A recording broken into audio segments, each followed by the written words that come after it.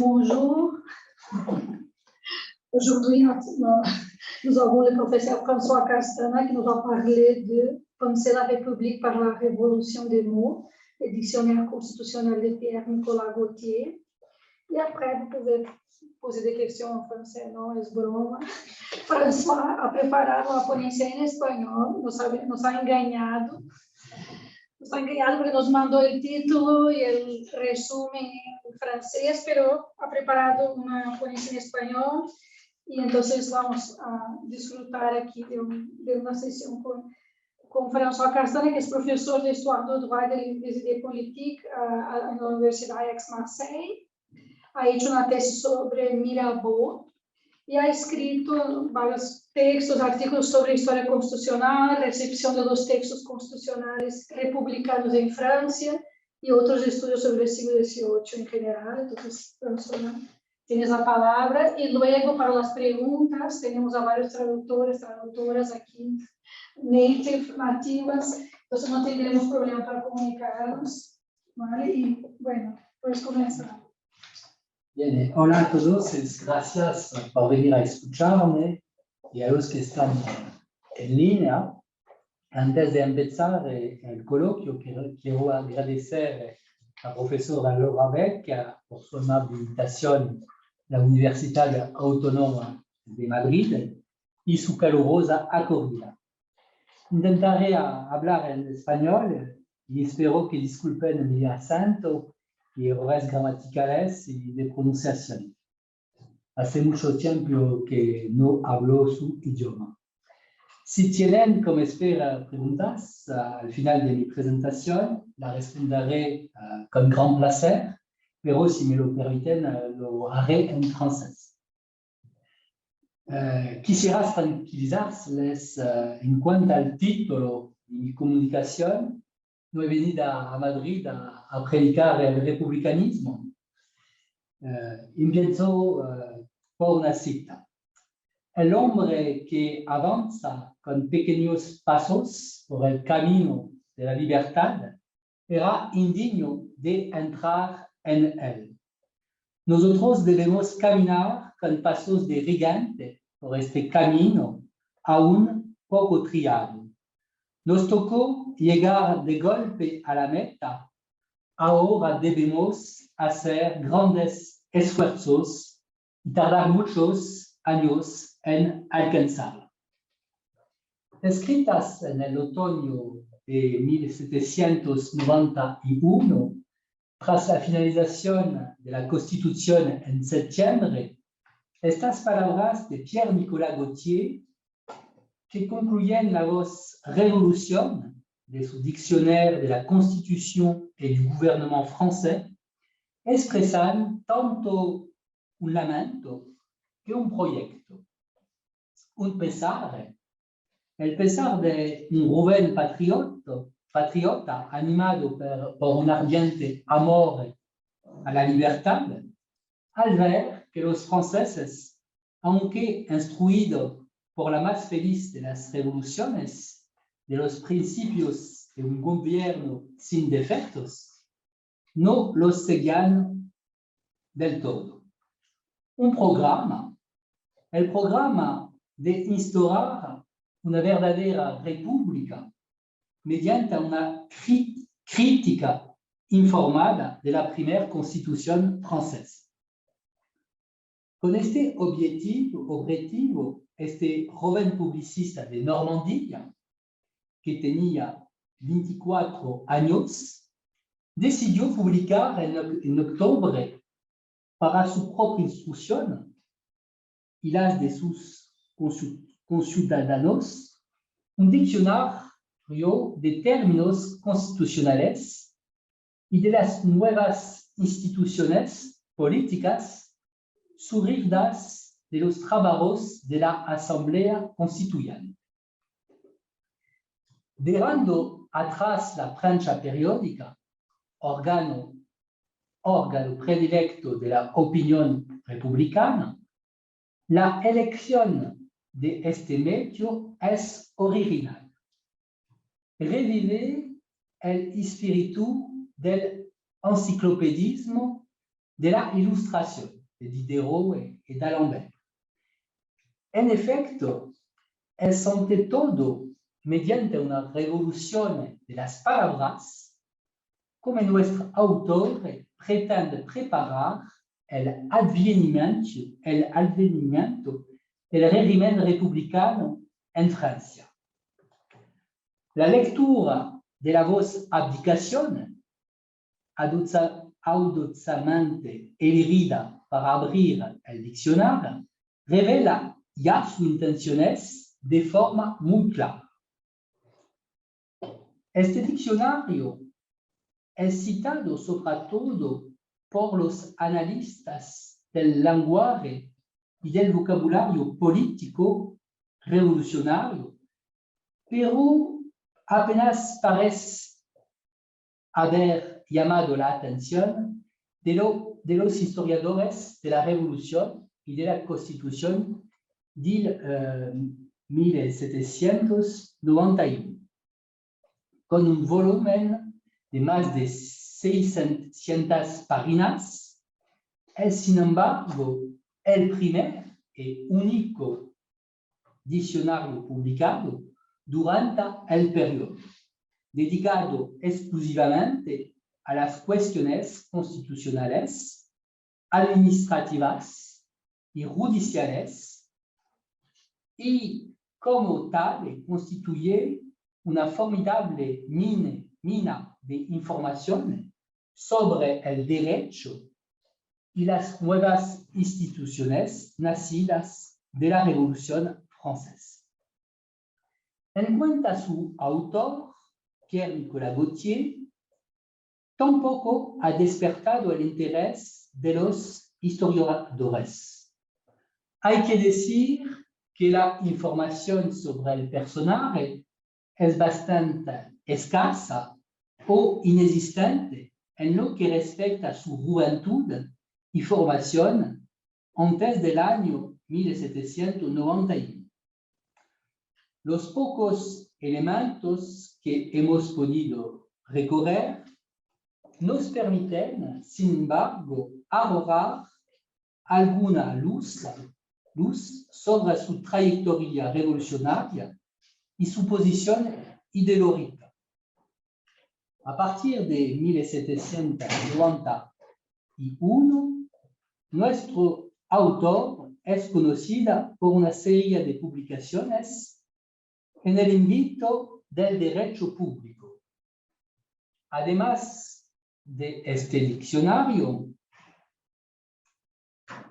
Pierre-Nicolas Gautier publicó también un análisis y refutación de la obra titulada Sur la administración de M. Necker, un manual de los jurados, así como un manual del contribuyente, cada uno de los cuales, a su manera, tenía una finalidad pedagógica.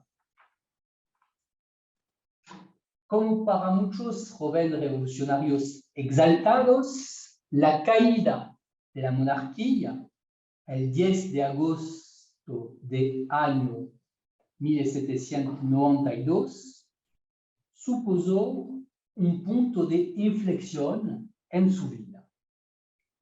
Dos semanas después del advenimiento de la República, su nombre aparece en una petición que él llama al tiranicidio de los reyes, de los bandidos coronados y de los generales extranjeros enemigos de la revolución. El nombre de Pierre-Nicolas Gautier figura al frente de la lista de peticionarios con esta indicación: ciudadano de la sección del teatro francés. Le sigue inmediatamente el nombre del dramaturgo Charles-Philippe Ronsin, miembro del Club del Cordelier y domiciliado en la misma sección parisina. También se mencionan las de Guillaume Junior, su imprimador de la misma sección parisina, y la del célebre hombre de letras Jacques-Antoine Dulor. Esta petición proporciona una información preciosa sobre la posición de nuestro autor. En la ala izquierda de la revolución y sobre sus amistades políticas de la época. El hecho de que Gautier y los principales firmantes de la petición fueran miembros de la sección du théâtre français es un dato valioso.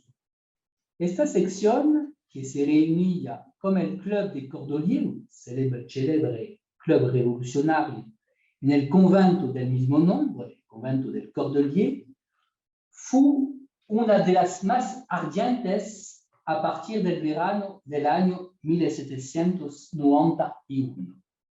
Verdadero hervidero de agitación republicana y democrática, desempeñó un papel central en los inicios de la caída de la monarquía.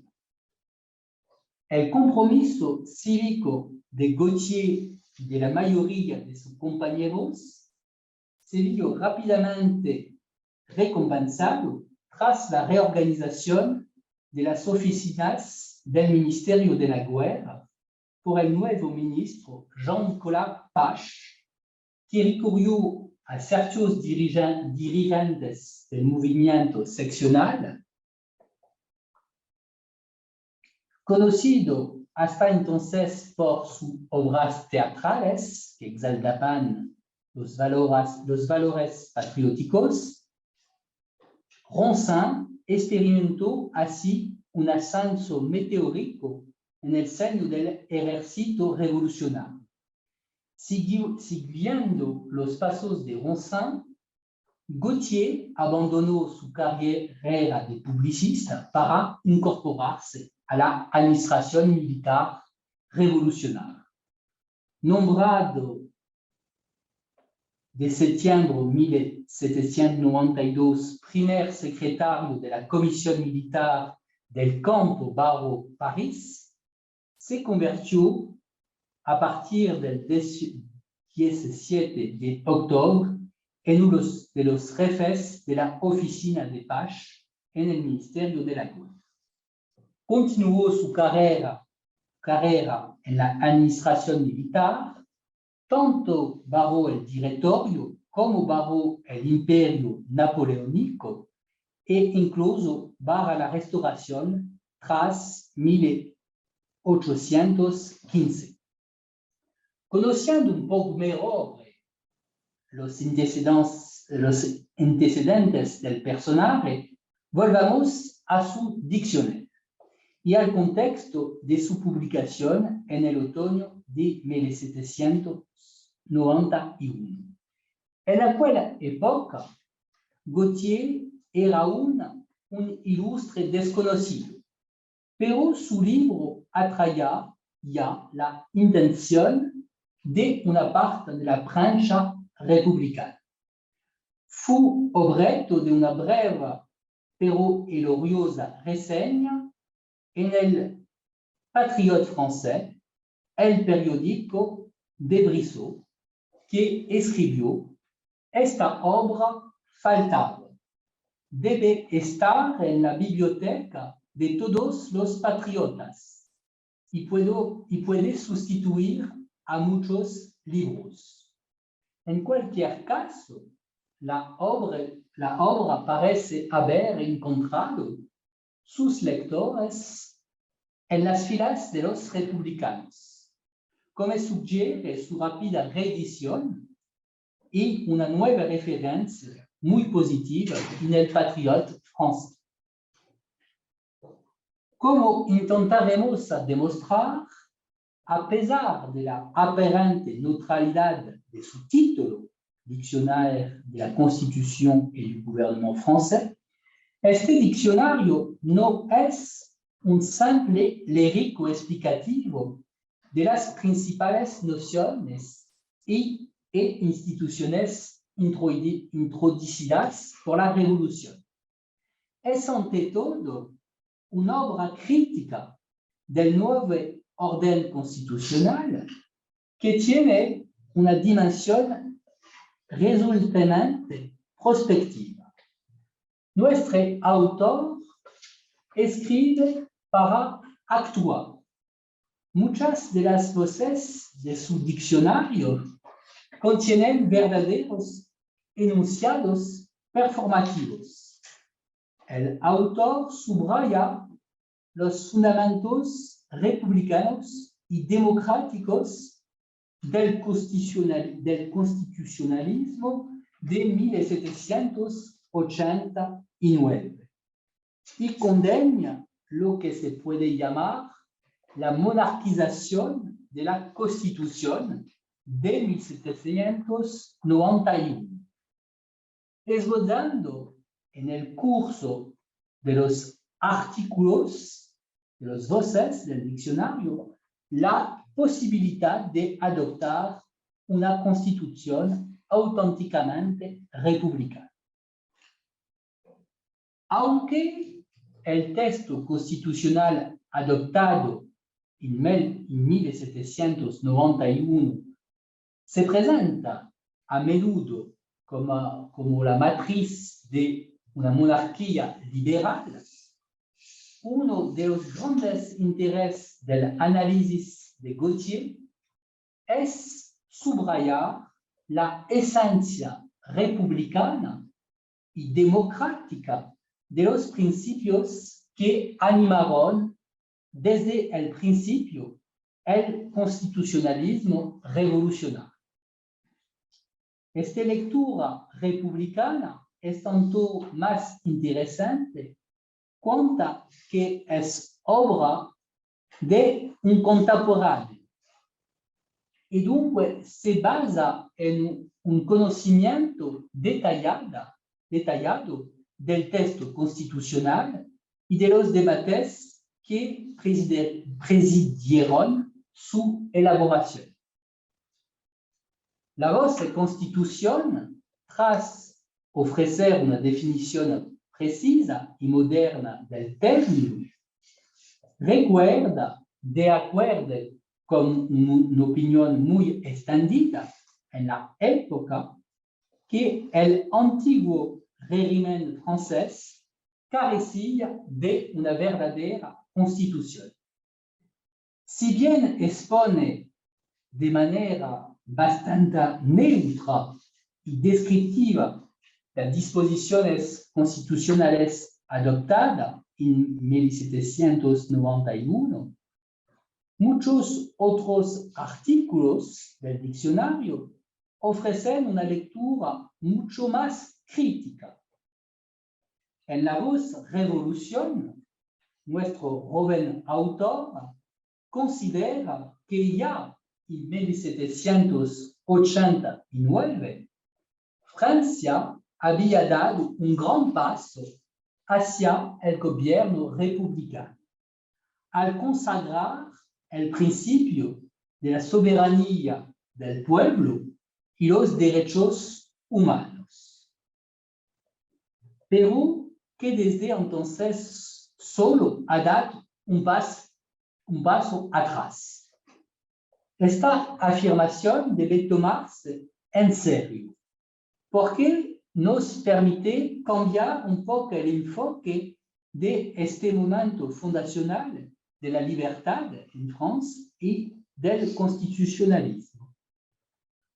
Si sintomáticamente el diccionario no contiene ningún artículo, ninguna voz república, el autor parece complacerse maliciosamente a sacar a colación la noción en ciertos artículos clave donde no se esperaría necesariamente encontrar. Así, en la primera frase de La Voz Reino, podemos leer que el Estado es una república, aunque el gobierno no sea auténticamente republicano. Según él, ya no debería llamarse reino, puesto que, en sentido estricto, el rey ya no es soberano, recuperando el sentido latino del término república. Puede así escribir que el Estado es la cosa común, la república, y no debe llamarse de otro modo. Apoyándose en la erudición histórica, no distante de cierta imprecisión, el autor considera que Francia, que en la época de Carolomagna llevaba a veces el nombre de república, puede, por tanto, retomar oficialmente este nombre. Sin embargo, como bien sabe Gautier, esta asimilación bastante clásica del Estado a la esfera pública no es suficiente. En esta época de fuerte indeterminación semántica, donde la neologia y las variaciones léxicas están a la orden del día, considera esencial fijar el sentido real de las palabras. Es lo que se propone hacer en las voces, en los artículos rey y monarquía. En su opinión, lo cito, fue por olvido del lenguaje que la Constitución llamó monárquico el gobierno, al mismo tiempo que quitaba la cualidad de monarca al rey. Se hubiera expresado más correctamente si hubiera dicho el poder ejecutivo es monárquico, es decir, el poder ejecutivo tiene una sola cabeza, porque podría tener varias cabezas. El autor llega a la conclusión que el gobierno de la Constitución de 1791, la prima Constitución francesa, ya no debe calificarse de monárquico, puesto que en adelante se funda sobre una base democrática, permaneciendo la realeza como la institución principal, aunque no la más esencial. Se trata, en efecto, de una realeza totalmente nueva, que el pueblo soberano quiso crear. El léxico político debe reflejar esta importante evolución. La utilización de un vocabulario jurídico conforme es esencial. Si se quiere inculcar al pueblo el lenguaje de la libertad, Gautier considera que hay que perder la costumbre de llamar al rey jefe de la nación, ya que en realidad no es más que el jefe del gobierno. En perfecta conformidad con la teoría republicana, afirma así que una nación no tiene jefe, solo tiene delegados. El único título válido para el rey, aunque no figure en la Constitución, es el de primero de los servidores públicos, título que había sido propuesto, pero que finalmente no fue retenido por los constituyentes. En virtud del principio de separación de poderes consagrado en la Declaración de Derechos, tampoco debería seguir llamándose monarca, ya que este título de monarca solo puede ser apropiado, según él, a aquel que reúne todos los poderes en su mano.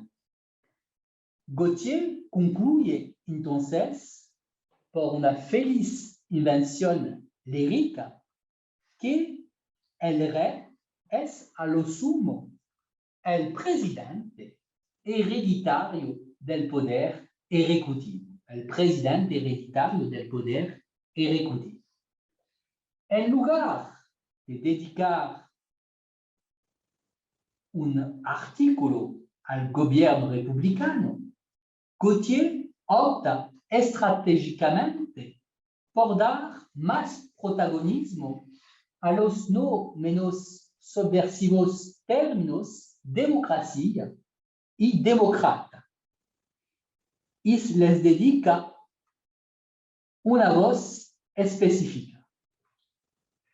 Si estas palabras siguen siendo anatema para muchos contemporáneos, bajo su pluma, los términos república y democracia, republicanos y demócratas, son laudatorios y sus significados tienden a confundirse. Por democracia no entiende la democracia pura de los antiguos, sino un gobierno de representantes elegidos por un periodo de tiempo determinado, en el que el pueblo, un gobierno en el que el pueblo conserva el poder de control y la última palabra. Gautier define así el gobierno democrático como aquel que tiene como fundamento la libertad del pueblo y cuyas instituciones, elección, consentimiento de las contribuciones públicas, libertad indefinida de la prensa, magistraturas amovibles, derecho de insurrección, denuncia cívica, separación de poderes, responsabilidad de los gobernantes, juicio perjurados, ejército ciudadano, todas estas cuyas instituciones tienen por objeto la conservación de este bien querido y sagrado, la libertad. Al final de esta definición, el autor llega a considerar que este es el término apropiado para el gobierno francés. Democrático es el término apropiado para el gobierno francés. Refutando las teorías patriarcales y el derecho divino de los reyes, hace de la democracia el más antiguo y único gobierno natural, el gobierno por excelencia. Utiliza también esta última expresión para calificar el gobierno republicano, demostrando así que no distingue realmente entre ambos. La soberanía del pueblo, fundamento de la democracia, es sinónimo de su majestad. Gautier, continuando su trabajo de deconstrucción y recomposición del léxico jurídico, indica que este título, majestad, que sigue aplicándose al monarca, está usurpado. Afirma que la única majestad verdadera es, como barra la República Romana, la majestas populi. Perú deplora, estamos todavía tan acostumbrados al lenguaje de la esclavitud, de la servidumbre, que solo tímidamente nos atrevemos a levantar la cabeza y hablar el lenguaje de los hombres. Esta esclavitud del pueblo, incluso en su lenguaje, confirma su convicción de que es a través de una revolución de las palabras por donde se debe empezar para conseguir una moral verdaderamente republicana. Por todo ello, como una gran parte de los demócratas, otra nueva palabra, sinónima de patriota, el autor parece aceptar por un tiempo la conservación institucional de la realeza. Lo cito: obedeceremos a un rey, órgano de la ley, puesto que queremos tenerlo, pero ya no nos arrastraremos bajo un amo.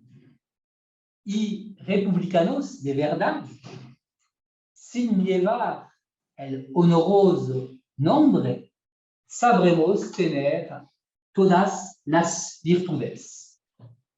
Sin embargo, esta aceptación formal del rey no es para él más que un parche. En otros artículos se entrega a la crítica de la revisión llevada a cabo por los diputados Feuillon, que habían detenido a la Asamblea Nacional en su sublime vuelo, operando contra la voluntad del pueblo, lo que se puede llamar una monarquización, una legalización de la Constitución. Gautier estaba preocupado por el giro monárquico tomado durante el verano 1791 mediante la institución de una realeza hereditaria en la misma familia, inamovible y dotada de un veto legislativo. Criticando a los monárquicos de todo tipo, Gautier deploraba el hecho de que la estúpida idolatría de los franceses por sus reyes había llevado a conservar la realeza en la nueva forma de gobierno y la había convertido en hereditaria por una derogación fatal de los principios naturales establecidos en la Declaración de Derechos. Gautier emprende así una crítica de la herencia de la corona, retomando los argumentos republicanos tradicionales. Encuentra un vicio esencial en esta institución real, el de asociar al rey con la soberanía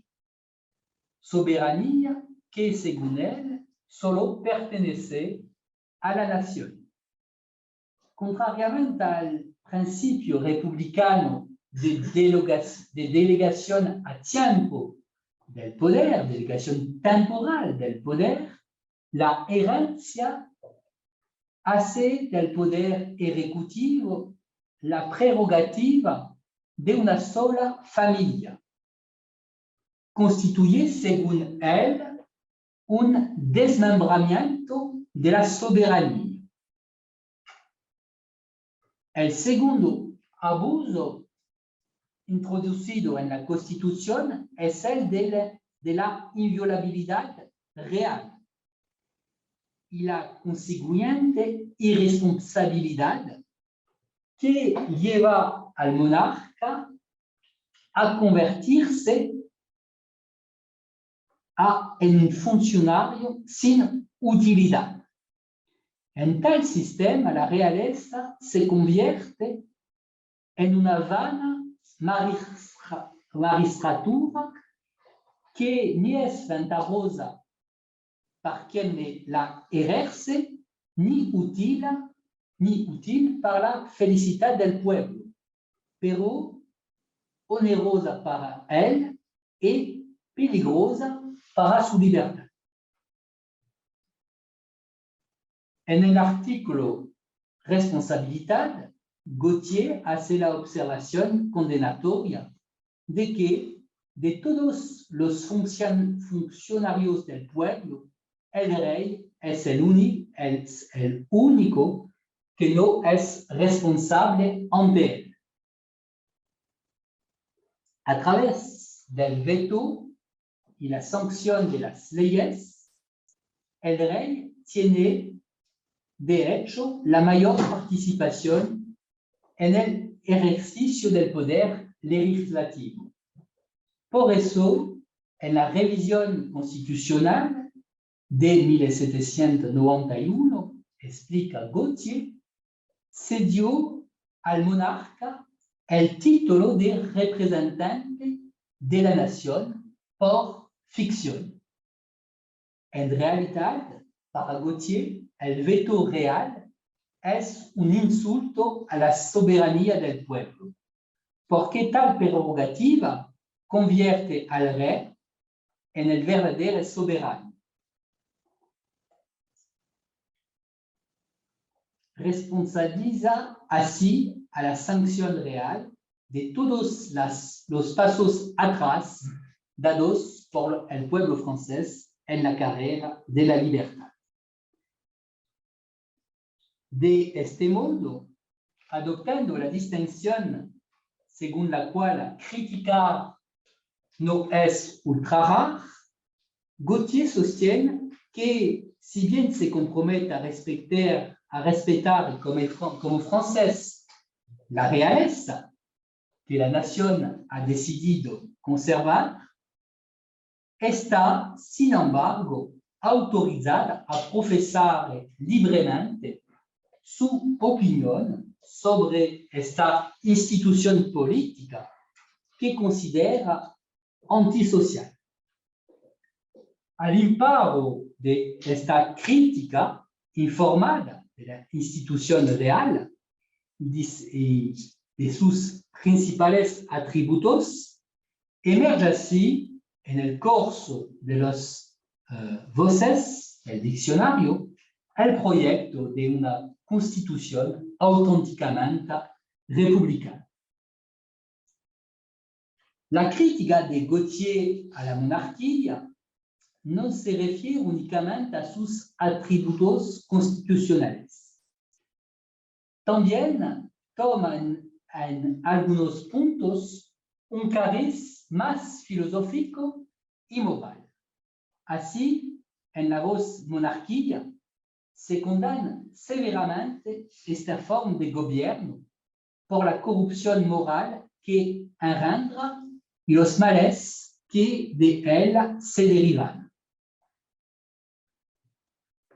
En el curso de esta condena de los defectos de la monarquía, aparecen como en un ruego de esperos las virtudes de las repúblicas. El gobierno monárquico, propiamente dicho, es aquel bajo el cual los hombres se corrompen más. Los honores, las distinciones, los privilegios destruyen, según él, esa igualdad natural que debe reinar entre los hombres. Esa dulce fraternidad que los une en una república que lo hace sacrificar sus intereses particulares a la salvación y felicidad comunes. En una república, en cambio, el Estado es una verdadera familia, donde todos son tratados como hermanos. Aquí la moral es el fundamento de las leyes. Esta será nuestro nuevo destino. Este destino republicano con el que sueña el autor no parece que puede darse en un futuro próximo. Reclamar abiertamente la instauración de una república en el otoño de 1791 y tras lo que se llama la masacre del Champ de Mars, sería tan peligroso como impolítico. Como muchos republicanos, decepcionados por la actitud de la Asamblea Constituyente, después Varenne, Gautier opta por defender una constitución que considera ampliamente republicana en sus fundamentos.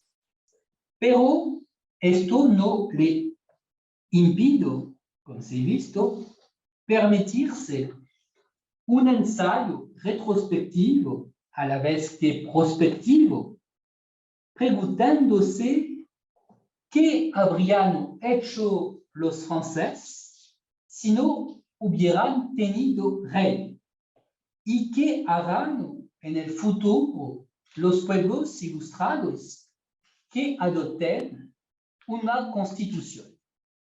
Esta proyección le brinda la oportunidad de exponer los grandes principios de un constitucionalismo de esencia republicana. Toda buena constitución se basa en la separación de poderes, entendida de forma estricta y funcional. Y el titular del poder ejecutivo solo puede tener como única y exclusiva función la dirección de la administración del Estado. Lejos de ser inviolable, debe ser responsable y removible en caso de infracción de las leyes y poder ser destituido y sustituido por otra persona más digna, libremente elegida por el pueblo. Del mismo modo, el jefe del poder ejecutivo no puede participar en modo alguno a la propuesta de leyes ni en su sanción. La elaboración de las leyes debe confiarse a representantes elegidos que sean libres en la expresión de sus opiniones. Sin embargo, para ser libre, el pueblo debe poder dar su aprobación a los decretos votados por la Asamblea. Estos decretos no son más que propuestas que para ser vinculantes y oponibles a todos deben ser sancionadas por el pueblo. Como los ciudadanos no pueden ejercer por sí mismos la sanción de las leyes en un estado de vasta extensión como Francia, Gautier considera que esta función indispensable en todo gobierno representativo para proteger la soberanía del pueblo de la posible vertiente aristocrática de sus representantes debería confiarse también a uno o varios representantes elegidos, irremovibles, pero responsables ante la nación, llamándolos sancionadores, representantes sancionadores, sugiere que se le podría dar el título de tribunos o de éforos, como en Grecia.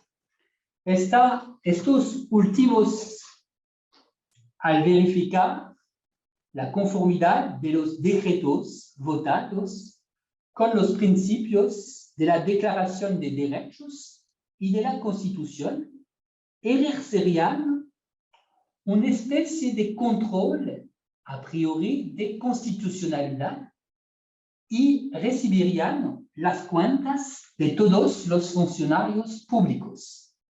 Deberían estar obligados a explicar al legislativo y al pueblo las razones de sus negativas y siempre podrían hacer revocar sus decisiones por las naciones.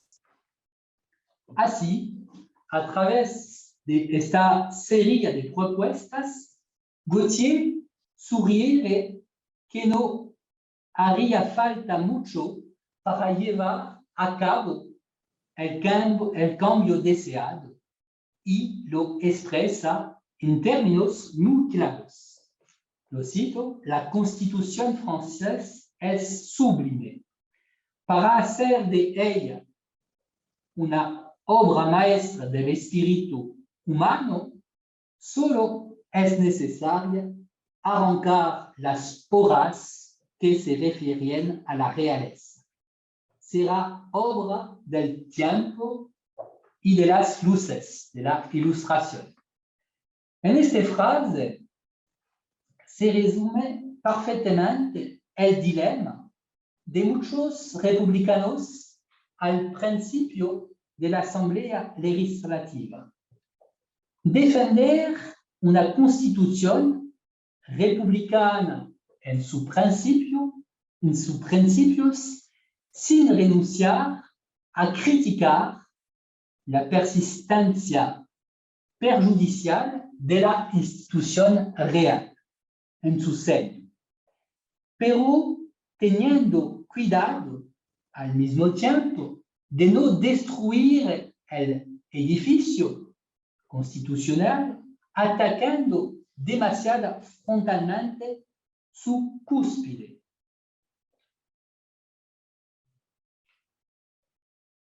La revolución de las palabras que se proponía Gautier llevar a cabo debía, en su opinión, acompañar un cambio en la moral que sería la ocasión para una primera revolución feliz en la forma de gobierno mediante la introducción de la removilidad del jefe del poder ejecutivo y de sus agentes, es decir, la abolición de la realeza hereditaria y la elección tanto del rey como de los ministros.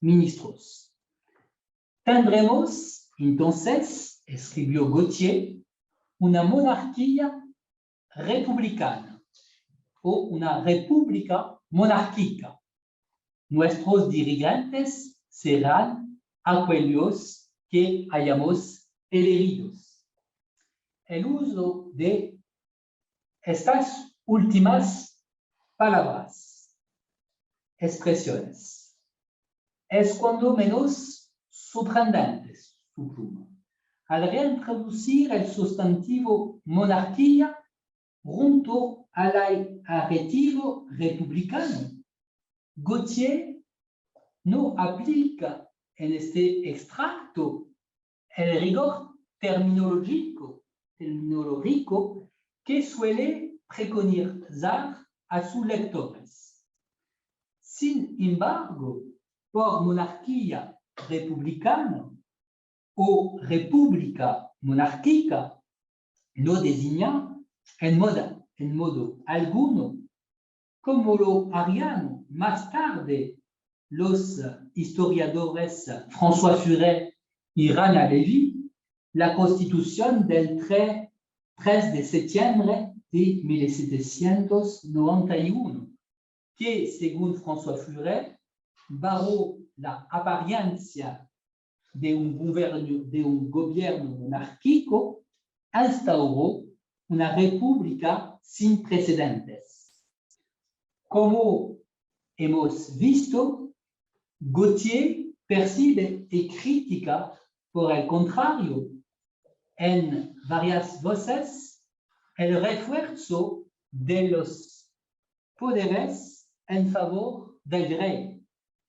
La elección vacía de estas fórmulas parece así atestiguar más bien su voluntad de calificar una forma de régimen intermedio que aún no ha nacido, que ya no sería una monarquía en el sentido tradicional y que no constituiría todavía, pero casi, un auténtico régimen republicano.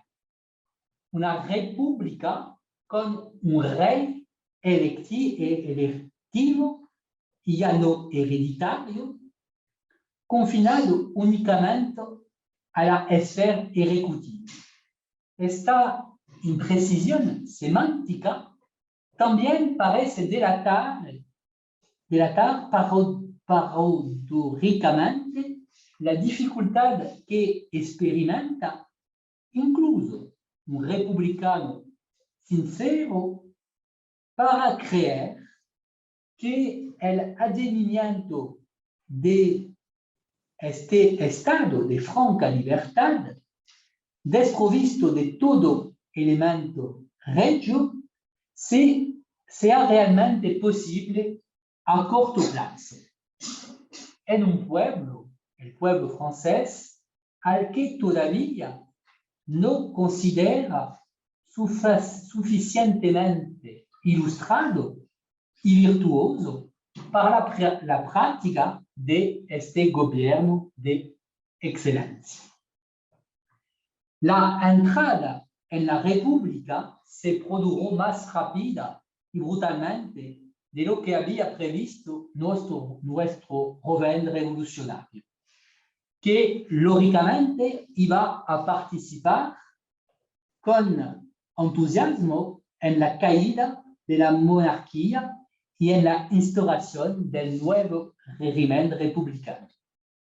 Su diccionario quedó anticuado y cayó rápidamente en el olvido. Sin embargo, sigue siendo un testimonio muy instructivo de la percepción que se podía tener de las instituciones recién creadas por la Asamblea Constituyente francesa, muchas de las cuales ya eran de hecho en gran medida republicanas a los ojos del autor y de muchos contemporáneos. Gautier es mucho menos conocido que Brissot, Robespierre, Desmoulins, Robert o la Vicomterie, pero sus posiciones originales hacen de él un representante significativo de este movimiento radical, aún incierto, del que surgiría la República en Francia. Su diccionario tiene también un notable valor heurístico para entender la transición del republicanismo de principios a la República en Nación de 1792. Muchas gracias por escucharme y estoy a disposición si tiene alguna pregunta. Muchísimas gracias.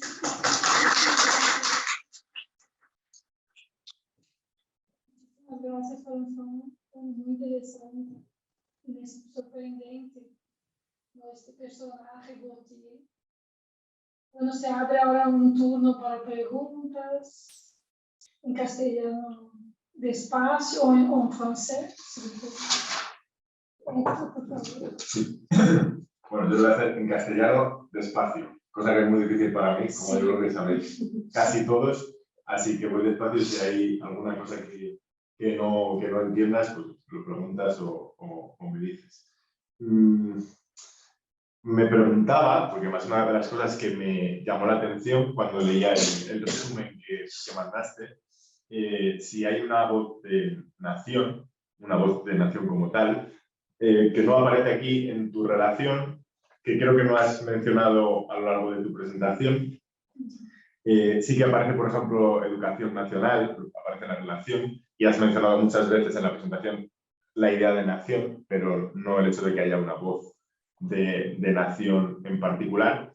Y me preguntaba si la hay y si la hubiera, si plantea una definición de nación únicamente doméstica, hacia adentro, o si también, no solamente en relación con este concepto, sino con otros posibles problemas, hay algún tipo de reflexión en el diccionario acerca de la idea de nación respecto de otras naciones o respecto de otras repúblicas, que pueden ser monarquías o no. Porque a mí una de las cosas que más me llama la atención de este momento es, claro, ese cambio que se da en el que Francia se empieza a ver como una nación republicana, pero se tiene que relacionar en un contexto de monarquías todavía, ¿no? Salvo el caso de la República Norteamericana. Entonces, yo me planteo si hay algún tipo de reflexión en ese sentido, ¿no? Porque además, has mencionado, ¿no?, las críticas a la institución de la monarquía. Bueno, una de las típicas cosas que se mantienen en la monarquía, en el constitucionalismo liberal, son justamente las prerrogativas en política exterior, ¿no? Bueno, ¿quién firma un tratado? ¿Quién tiene la capacidad de ser interlocutor con otra monarquía? Etcétera. No sé si eso se cuestiona o no, o si aparece en alguna parte. Lo digo porque yo conozco muy poco acerca de este periodo y acerca de Francia y acerca de la cuestión revolucionaria en particular. Pero una de las pocas cosas que conozco es que en 1790 España está a punto de declarar la guerra a Inglaterra, y en virtud de los pactos de familia entre la Casa de Borbón, bueno, pues lo primero que hace España es acudir a Francia solicitando ayuda militar para poder declarar la guerra. Y en la Asamblea se discute si se respeta el pacto de familia o no, y son muy interesantes los términos en los que se discuten. Uno puede pensar que naturalmente se pensaba que eso era algo del pasado y que era muy ajeno a la Asamblea, pero a mí me sorprendió que, a pesar de que Francia al final no dio su apoyo y España tuvo que firmar un tratado muy gravoso, porque Rusia también rechazó apoyarlos después, pero que el tema se tomaba muy en serio y se discutía con mucha seriedad acerca de si lo que había pactado de manera, entre comillas, patrimonial la monarquía vinculaba a la nación o no, etcétera, ¿no? Por eso te quería preguntar hasta qué punto este tipo de cosas aparecen en el diccionario, o solamente en la medida que se entiende como un diccionario constitucional son debates, digamos, de política hacia adentro del propio, o de construcción de un entramado institucional estatal. Muchas gracias por la pregunta. En français, tu traduis? No hace falta que te la busques. No.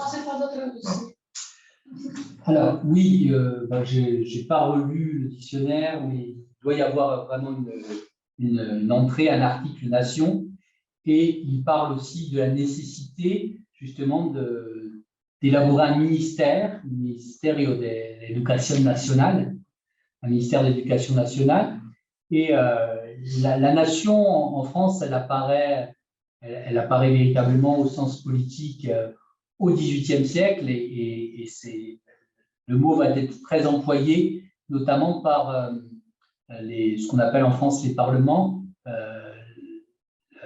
los Cortes Soberanas, et cours souveraines, qui vont beaucoup dans leur remontrance au roi employer ce mot nation et dire qu'il représente la nation.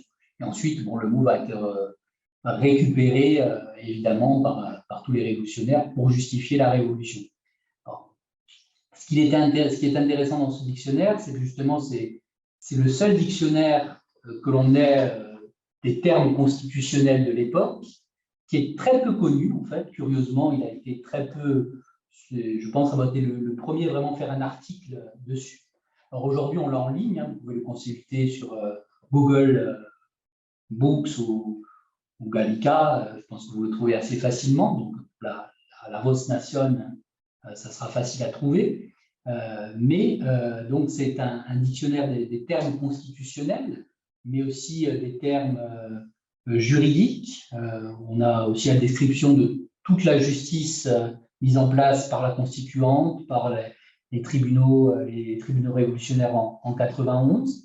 Et on a, ce qui est intéressant, je pense, justement, cette critique de la Constitution et de ce que j'appelais sa monarchisation, parce que l'auteur considère qu'en fait, en 89, quand les Français proclament les droits de l'homme et du citoyen, en proclamant, et ce qui est assez vrai, hein, en proclamant la souveraineté du peuple, c'est une cassure tellement fondamentale qu'on n'est déjà plus en monarchie, en fait.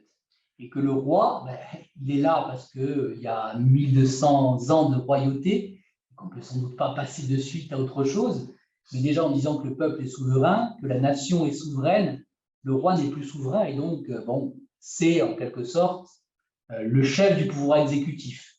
Ce n'est plus le chef de la nation. Ce n'est plus celui qui a le pouvoir législatif. Le pouvoir législatif qui est directement lié à la notion de souveraineté. Et le titulaire de la souveraineté a le pouvoir législatif. C'est pour ça que ce sont les représentants de la nation qui ont ce pouvoir législatif et que le roi est cantonné à la sphère exécutive. Alors, pour la négociation des traités, et donc du pacte de famille, c'est vrai que traditionnellement, puisqu'on a encore un roi, c'est le roi qui se voit chargé de la négociation des traités, même si la nation parle beaucoup à l'Assemblée constituante de ce pacte de famille avec l'Espagne.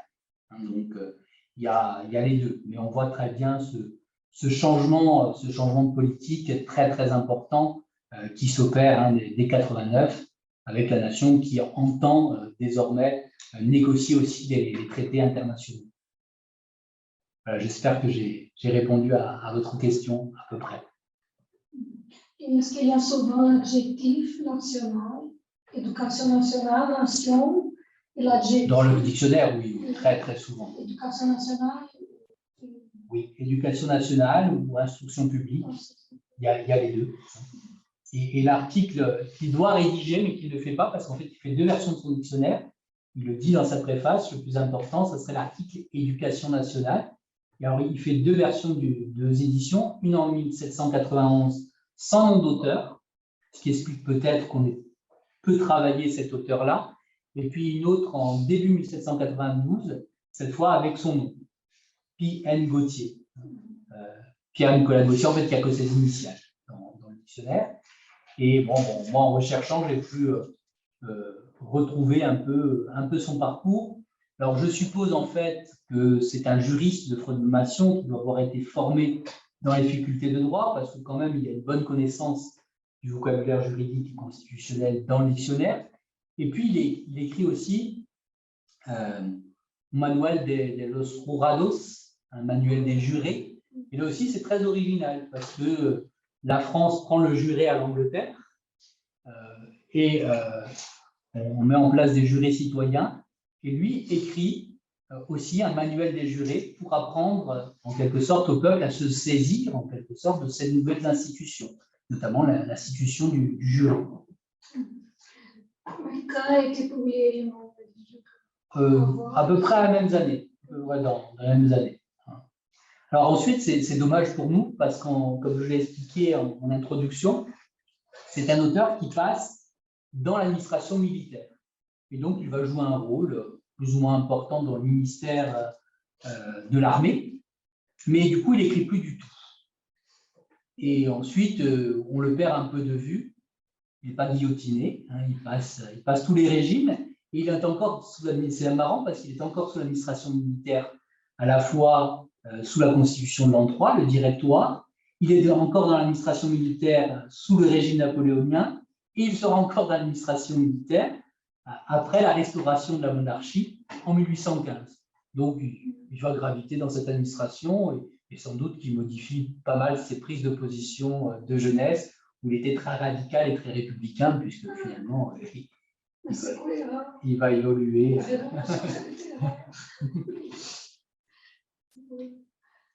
Moi, j'ai une question par rapport à... D'abord, merci beaucoup, parce que c'est vraiment un éclairage très intéressant. Et le manuel des jurés aussi, je crois, qu'il faut regarder. Par rapport à la diffusion il y a 2 éditions donc, qui sont faites du dictionnaire. Très Parce que c'est un peu curieux qu'ils tombent dans l'oubli. Enfin, il y en a certainement beaucoup comme ça, mais comment la diffusion se fait de quelle façon? Est-ce que c'est un ouvrage qu'on va rééditer ou on est sur des versions qui datent Ah non, c'est uniquement des versions de l'époque. Et sa diffusion, vous avez pu regarder s'il était... Alors, cette diffusion, j'ai un peu cherché justement sa réception à travers les journaux républicains de l'époque. Donc, on a une réception et un compte-rendu très favorable dans le Patriote français de Brissot. Brissot qui est lui-même un républicain, qui sera l'un des chefs des Girondins, plus tard, sous la Révolution française, quand la République sera instaurée. Donc, une réception très favorable. On a aussi une réception dans les Révolutions de Paris, qui est un autre journal républicain de Prud'homme, qui en parle en termes assez élogieux. Mais pourquoi il est tombé dans l'oubli? Bien tout simplement parce que la Constitution de 91 elle-même est tombée elle-même dans l'oubli très vite. Et donc, quand on passe à la Constitution de l'an 1, cette Constitution ne sera pas appliquée et le dictionnaire de Gautier ne sera plus utilisable. Donc, nous, ça nous intéresse en tant qu'historien du droit constitutionnel d'avoir un tel dictionnaire.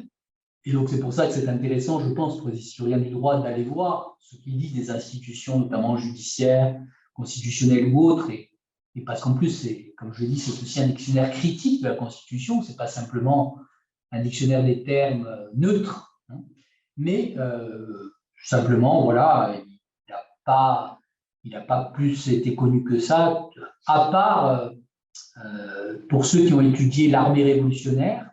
Certains historiens qui ont étudié l'armée révolutionnaire ont croisé le nom de Gautier, mais ils n'ont pas forcément travaillé sur le dictionnaire en tant que tel.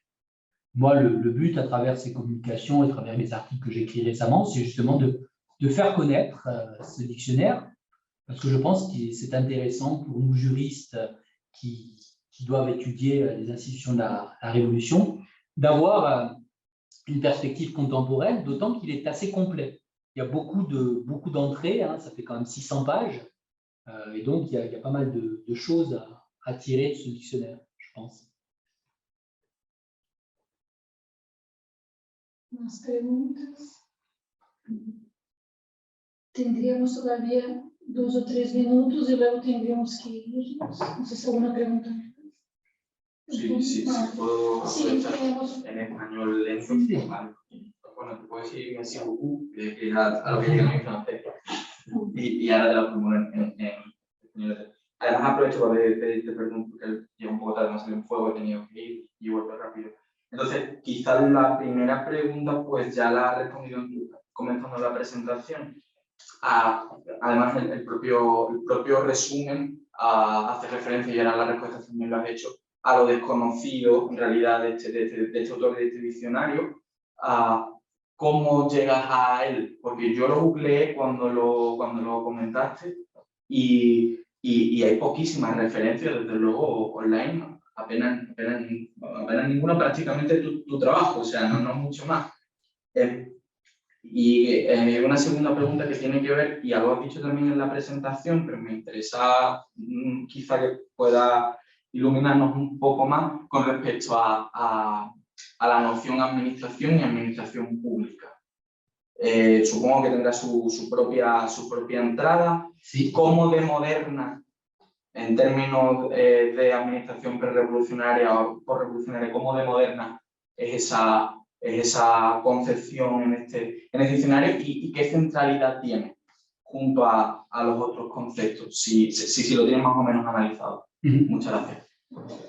Eu sumo uma pergunta e encerramos as perguntas. Se não há tempo, seguimos durante a conversa. Que se houve uso desta obra em as demais experiências constitucionais e monárquicas ao longo do século XIX. Se se referiam, por exemplo, um contexto bastante repúblico, alguma coisa, se cita como um precedente ou como um negativo que não havia que seguir, ou se quedou realmente aí, nos anos 90 do século XVIII, não houve nenhuma utilização posterior deste autor, nada mais. Também a justiça com poder degradado. Antônio pergunta por administração, a parte do jurado, outras categorias relacionadas com a justiça, magistraturas. Me imagino que sim, por lo que has dicho, no poder judicial como muy degradado en este modelo. No. Añado, no tal pie a lo dicho por Laura. Laura te ha preguntado en la primera parte el posible impacto en otras experiencias revolucionarias de esta obra. Y yo te preguntaría al contrario, si esta obra se ve influenciada o si cita directamente argumentos de autoridad, por ejemplo, no sé. Sí, yo estaba pensando en literatura de las colonias británicas en América, por ejemplo, que se citasen, no sé, como ejemplo, o que dieran ideas que utilizara directamente Gautier. Sí, en el mundo ibérico hablamos mucho del republicanismo católico. Hay algunos autores ahí trabajando sobre esta idea y tal. Entonces, como esta asociación entre república y democracia, que es algo muy en el modelo francés, con algunas tradiciones anteriores. Pero bueno, esas son las preguntas de los siglos. Donc, je vais répondre globalement à 3 questions. Alors, comment je suis arrivé à ce dictionnaire? Bon, vous savez que le chercheur parfois arrive par hasard, qui trouve les choses aussi par hasard. Donc moi, je suis spécialisé dans l'étude du républicanisme français, et notamment quand il n'existe pas encore de république. Et donc, à travers ma thèse sur Mirabeau, j'avais déjà essayé de montrer que sous l'Ancien Régime, Mirabeau récupérait un vocabulaire déjà républicain avec sa lecture de Tacite, de Sallust, et qui disait notamment un auteur anglais comme Thomas Gordon, qui avait fait des discours critiques sur Tacite et Sallust, des discours qui avaient été traduits en français, mais également des auteurs comme Algernon Sidney sur le discours sur le gouvernement. Et donc, en cherchant en quelque sorte des républicains français méconnus avant la République en France, par la magie, je dirais aujourd'hui, de l'intelligence artificielle, je suis tombé, en tapant République, sur ce dictionnaire. Et donc, je me suis dit, ce dictionnaire n'est pas connu, je vais m'y intéresser davantage. Donc, j'ai commencé à le lire en détail et j'en ai fait une première communication pour ce qu'on appelle en fait en France des mélanges en hommage d'un professeur qui avait été l'un de mes directeurs de thèse. Et puis, j'ai communiqué aussi dans un colloque international d'historiens et d'historiens du droit spécialisés sur la Révolution française sur ce dictionnaire. Et je me suis surtout attaché en fait justement aux notions constitutionnelles. Donc, je n'ai pas tellement abordé tout ce qui est notion judiciaire, tout ce qui est administration, mais évidemment, il y a énormément de choses sur l'administration dans ce dictionnaire-là. Sachant qu'en France, le mot administration commence à prendre vraiment son sens moderne, je dirais à la fin du XVIIIe siècle. Et l'usage des dictionnaires, une autre raison pour laquelle j'ai étudié ce dictionnaire, c'est parce que je m'intéresse beaucoup au dictionnaire du XVIIIe siècle, au mouvement encyclopédique, et comment dans les dictionnaires de droit, mais pas que, l'encyclopédie, mais aussi des dictionnaires comme celui par exemple de Robinet, comme celui de Felice, on va trouver justement des notions de droit, notamment de droit naturel ou autres, des auteurs, et comment ces dictionnaires peuvent servir comme instrument de connaissance de ce qu'on peut appeler des savoirs d'État. Les savoirs d'État et le droit, l'économie sont des savoirs d'État, des savoirs de sciences politiques. Et c'est un peu comme ça que je m'intéresse à cet objet en tant que tel, les dictionnaires, comment, à travers des articles, des entrées qui sont forcément par ordre alphabétique, on peut arriver à avoir un avis de l'opinion commune sur telle ou telle notion. Par exemple, la notion d'administration ou la notion de justice à travers ces dictionnaires-là, et comparer justement comment, par rapport à l'Ancien Régime, ces termes vont évoluer sous la Révolution. C'est intéressant de comparer ces deux types de dictionnaires. Donc l'administration en France, on employait à la fois, pendant longtemps, les notions de justice et d'administration étaient confondues en France, au Moyen-Âge. On parlait de justice et d'administration de façon similaire. Et puis, on a parlé aussi de police, la police, avec un traité de la police qui est bien connu, du début du siècle. Alors maintenant, le nom du commissaire en tant que tel ne me revient pas, mais on a vraiment la naissance de l'administration moderne à travers donc, la fin du XVIIIe siècle et la Révolution. Et donc, il y a un dictionnaire de jurisprudence, notamment qui est écrit dans les années 1780, qui est très intéressant pour voir ce basculement de la police à l'administration, au sens moderne, parce qu'on a véritablement presque un traité d'administration, justement, dans l'entrée administration du dictionnaire de jurisprudence. Il y a 100 pages. L'article fait 100 pages. Donc, si ça vous intéresse, ça peut être intéressant. Dans l'article de Gauthier, alors je ne l'ai pas lu en détail, mais il y a un article administration et vous pouvez aller le consulter très facilement en ligne. Bon, moi, j'espère que le dictionnaire sera maintenant davantage utilisé.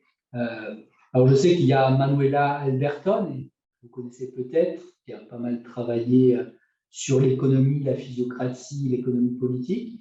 Et moi, je lui avais suggéré à Manuela Alberton, qui est professeure d'histoire à l'université de Turin, et Torino, d'Italie, et qui a justement essayé de montrer que cet auteur Gauthier est très influencé dans les articles économiques par la physiocratie.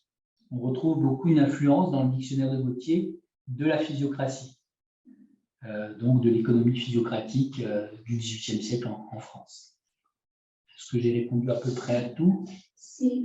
Ah oui, pour la diffusion. La diffusion, je ne pense pas. Je ne pense pas que c'est, pour la raison que j'ai expliquée, Gauthier est très peu connu lui-même, et donc son dictionnaire semble être tombé dans l'oubli. Alors au XIXe siècle, pour montrer qu'il est tombé dans l'oubli et qu'on n'a pas bien regardé, le dictionnaire, il est daté de l'an 4 de la liberté. L'an 4 de la liberté, l'an 3 et l'an 4 de la liberté, l'an 3 pour la première édition, l'an 4 pour la seconde. En France, on distingue l'an 3 de la liberté, ou l'an 1 de la liberté, et l'an 1 de la République. Et ce n'est pas du tout la même chose, en fait. L'an 1 de la liberté, c'est 1789. C'est quelque chose qu'on a fait d'ailleurs dans les révolutions anglaises. Les Français n'ont pas inventé ça. Dans la première révolution anglaise, ce qu'on appelle The Great Rebellion, de 1640-1660, les Anglais ont déjà appliqué ce mot, l'an 1. Et donc, on a repris ça en France. Et l'an 1 de la liberté, c'est 1789. Et l'an 1 de la République, c'est 1792. Et ceux qui ont étudié justement ces dictionnaires pour les classer, les œuvres en général pour les classer, comme ils ont vu l'an 1 de la liberté, ils ont confondu l'an 1 de la liberté avec l'an 3 de la liberté. Donc l'an 3 de la République, en fait. Ils ont confondu l'an 1 de la liberté avec l'an 3 de la République. C'est pour ça que beaucoup d'auteurs classent ce dictionnaire quand on cherche en 1795. Et ils n'ont pas lu, en fait, ils n'ont pas vu que c'était 1791. Donc, ce qui provient qu'il n'a pas été beaucoup étudié. J'avais simplement retrouvé une expression qui lui était empruntée dans un dictionnaire de 1830. Ce qu'il faudrait voir, c'est est-ce qu'on l'a utilisé dans les projets constitutionnels républicains des années 92-93. Mais lui n'a pas l'air d'avoir proposé lui-même, alors qu'il était tout, vu sa connaissance, il pouvait le faire. Il ne me semble pas qu'il ait proposé lui-même un projet constitutionnel, mais qu'il soit intervenu, il n'était pas député, hein, soit intervenu dans les débats constitutionnels de la Convention. Voilà. Et après, aux États-Unis, je ne pense pas que il faudrait voir dans la bibliothèque. Bon, après, les États-Unis ont précédé la France dans l'élaboration des constitutions, donc c'est plutôt les constitutions américaines, et notamment les constitutions des États, hein, Virginie, Massachusetts, qui ont influencé les Français, que l'inverse, en fait. Donc, je t'en avais parlé sur la Déclaration des droits de l'homme. C'est intéressant de voir comment les Français ont repris pas mal d'articles des déclarations de droits américaines, presque littéralement dans les projets, que ce soit de la Virginie, du Massachusetts et également du Delaware. C'est intéressant de voir qu'en fait, beaucoup d'articles ont été littéralement traduits, qu'on ait tendance au départ à dire dans la Déclaration française et même une source unique, Rousseau, Montesquieu. Bon, c'est vrai que quand on compare les textes, on a quand même clairement une influence anglo-américaine. Merci beaucoup. Muchas gracias. Nicolas Delamarre. Nicolas Delamarre, oui. Pour le dictionnaire de la police, c'est le commissaire Delamarre. Ok, on doit y aller parce Oui. que merci beaucoup. Merci à vous.